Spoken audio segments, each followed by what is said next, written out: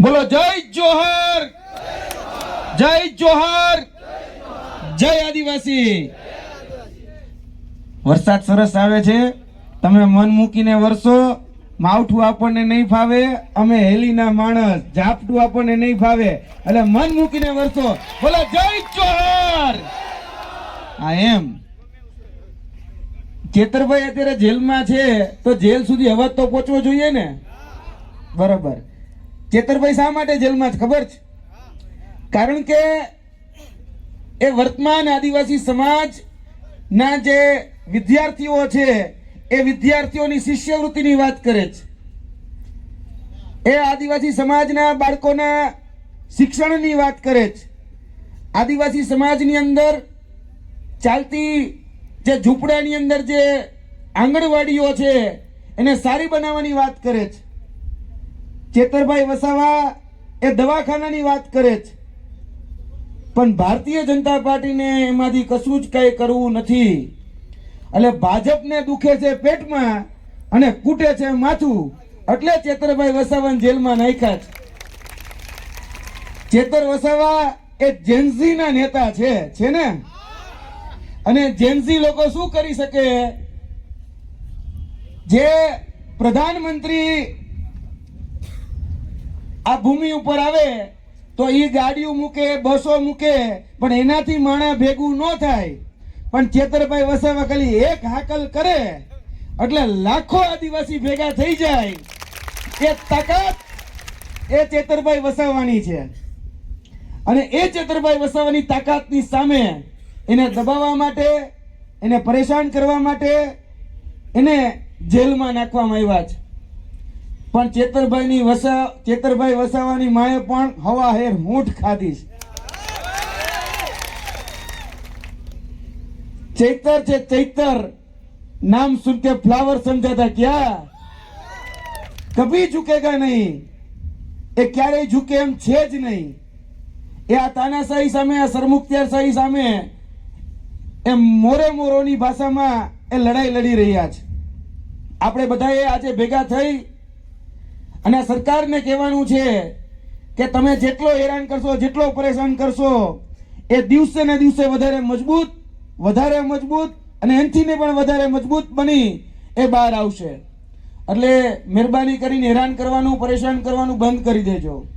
આ છોટા ઉદયપુરની ભૂમિ પર ઊભો છું। આ જ છોટા ઉદયપુરની ભૂમિમાં અમે ચેતરભાઈ વસાવા સાથે આવ્યા હતા। અહીંયા પુણ્યાવાટ કરીને સ્કૂલ, સાચું ને? એ સ્કૂલની અંદર બાળકો હેરાન પરેશાન થઈ ગયા હતા, ત્યારે એ બાળકોને ન્યાય અપાવવા માટે આજ છોટા ઉદયપુરની ભૂમિ ઉપર એ અમે આની પહેલા પણ આવ્યા। આપણે અહીંયા કેવડિયાની અંદર એ સાયકલો દેવામાં આવતી હતી બાળકોને, એ સાયકલો હળતી હતી, હવે બધી જ સાયકલો ગાયબ કરી દેવામાં આવી। તમને મળી? કોઈને નથી મળી ને? ચેતરભાઈ વસાવાએ પ્રશ્ન ઉપાડ્યો, ચેતરભાઈ વસાવા અહીંયા જઈને લાઈવ કર્યું તો એ સાયકલ ગાયબ કરી નાખી। હવે તો ચેતરભાઈ વસાવાને ગાયબ કરી નાખ્યા। બોલો, તમારે અહીંયા એક નદી છે, ભારત નદી ઉપર સિરોજનો બ્રિજ આવેલો, પુલ આવેલો। આ ગુજરાતમાં પહેલો એવો દાખલો હશે કે ડાયવર્ઝન બનાવવા માટે 5-5 કરોડ રૂપિયા નાખવા પડે છે, પણ એ પુલ નથી બનતો। ચેતરભાઈ વસાવા આવ્યા હતા ગયા વખતે, મને યાદ છે, આવો જ વરસાદ ચાલતો હતો અને અહીંયા એ ડાયવર્ઝન છે, આની પહેલા 2.5 કરોડ, પછી 4 કરોડ ને હવે કંઈક નવું ટેન્ડર આવ્યું છે। જેટલામાં પુલ બની જાય ને એટલામાં નવા ડાયવર્ઝન બનાવ્યા રાખે છે। સાચું ખોટું? આ નડે છે ભાજપને, આ નડે છે કે જે વ્યક્તિ તમારા પ્રશ્નોનો, મુદ્દાના નિરાકરણ માટે અહીંયા આવીને બોલે એ નથી પસંદ।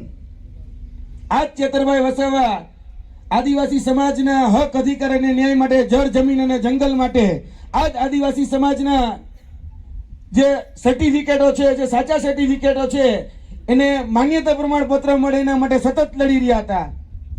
અમે આ જ છોટા ઉદયપુરની ઘણી બધી શાળાઓ, આ જ ભરૂચની ઘણી બધી શાળાઓની અંદર શિક્ષકોની ઘટ હતી, ત્યારે આમ આદમી પાર્ટીના નેજા હેઠળ રિવર્સ દાંડી યાત્રા કાઢી હતી। ગોપાલભાઈ ઇટાલિયા, મનોજભાઈ સોરઠિયા, ચેતરભાઈ વસાવા એ રિવર્સ કહી શકાય દાંડીથી લઈ અને સાબરમતી આશ્રમ સુધી આવ્યા હતા। ત્યારે આ વિસ્તારોની અંદર શિક્ષકોની જે ઘટ હતી ને એ ઘટની સામે 23,470 ઇતિહાસની એટલે કે 79 વર્ષની સૌથી મોટામાં મોટી શિક્ષકોની ભરતી જો કોઈના હિસાબે થઈ હોય ને તો એ ચેતર વસાવા હતા. આજ આદિવાસી સમાજની શિષ્યવૃત્તિ બંધ કરી દેવામાં આવી. જે પોસ્ટ મેટ્રિક શિષ્યવૃત્તિ યોજના આ બંધ કરી દીધી. તો અહીંની જે આદિજાતિ કચેરી છે એનો ઘેરાવો કર્યો એટલું જ નહીં, અહીંની હોય, નર્મદાની હોય, દાહોદની હોય કે પછી ગાંધીનગરની બિરસા મુંડા કચેરી હોય એનોય ઘેરાવો કર્યો અને પછી વિધાનસભાનો ઘેરાવો કર્યો અને તમારી અટકેલી 550 કરોડની શિષ્યવૃત્તિ જે બંધ થઈ ગઈ હતી એ ચાલુ કરાવી એ ચેતર વસાવા છે. એટલે ચેતર વસાવા એ નામ નથી, ચેતર વસાવા એ બ્રાન્ડ છે, બ્રાન્ડ. અને ભાજપ કરતા મોટી બ્રાન્ડ છે. કારણ કે નરેન્દ્ર મોદી આવે તો ભીડ નથી આવતી. આપણે બધાએ જોઈ લીધું કે ડેડિયાપાડાની અંદર કાર્યક્રમ કરવા પડે છે. અહીંના ગૃહમંત્રી હોય કે અહીંના મુખ્યમંત્રી હોય કે દેશના ગૃહમંત્રી હોય કે પ્રધાનમંત્રીને આવીને કાર્યક્રમ કરવા પડે ડેડિયાપાડામાં. કર્યા ને તોય ભેગું ન થયું, તોય જિલ્લા પંચાયત ગઈ, તોય તાલુકા પંચાયત ગઈ. એટલે ચેતર વસાવા બ્રાન્ડ છે, બ્રાન્ડ. એ ખબર પડી ગઈ છે.